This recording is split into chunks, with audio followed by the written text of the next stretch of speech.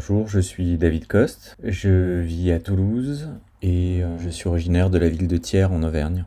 L'œuvre présentée ici est une œuvre datant de 2011. C'est une sérigraphie 5 couleurs, construite à partir d'une documentation, à partir de photographies, à partir d'images reconstruites par ordinateur, images de synthèse, images 3D, d'éléments en fait qui font référence à une sorte de paysage hybride. On ne sait pas s'il est en construction ou en destruction, avec des sortes d'échafaudages. Cette image est la première image d'une recherche autour des industries culturelles et de leur impact sur notre rapport au paysage, notre imaginaire en fait du paysage. C'est un travail que je vais poursuivre par la suite sous différentes formes. Donc mon travail emprunte beaucoup à travers de documents, une documentation issue de photographies, d'images de films. C'est une documentation qui est parfois réinterprétée. Ici, elle est utilisée de manière hybride dans l'image, qui elle-même est une image hybride et qui n'a pas vocation à être pris pour quelque chose de réel, mais qui doit être vraisemblable. Donc, l'idée du décor est omniprésente dans cette production comme dans d'autres productions liées à mon travail.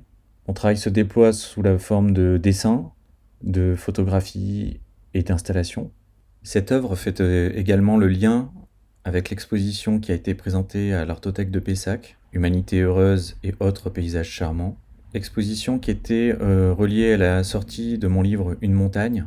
Dans cette exposition, on pouvait voir en fait une sorte de bivouac, une cabane, qui était une sorte de Robinsonade rattachée à tout l'imaginaire du cinéma et de la notion de survie, de campement. Toutes les notions que sont celles dégagées par les films d'aventure, les films type western.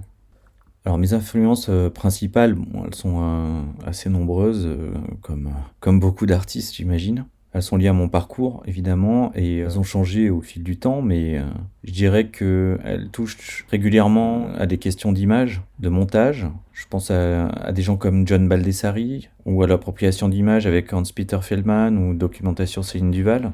Pour ce qui est de la photographie, je pense que des gens comme Jeff Wall ou Thomas Demand m'ont beaucoup marqué avec cette idée d'une photographie construite, avec des maquettes ou avec des mises en scène, avec des ambiances qui pouvaient être celles de cinéma, ou pour Thomas Demand, un questionnement sur la photographie permettant en fait de reconstruire par l'intermédiaire de maquettes une image qui n'existe plus ou une image impossible.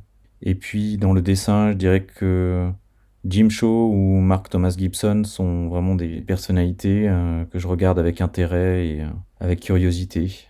Le cinéma est aussi un élément qui nourrit largement ma pratique et je me suis construit une culture de l'image beaucoup par le cinéma.